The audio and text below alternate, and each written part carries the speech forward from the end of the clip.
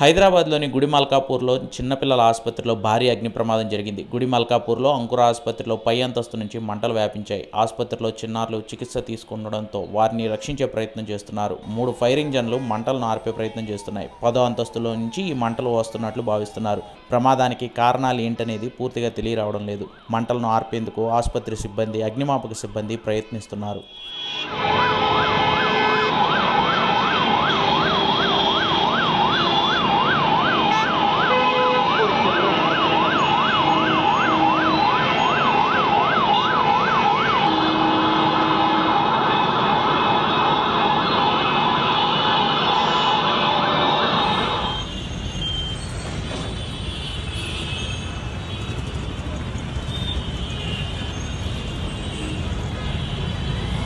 बोलो हाँ बोलो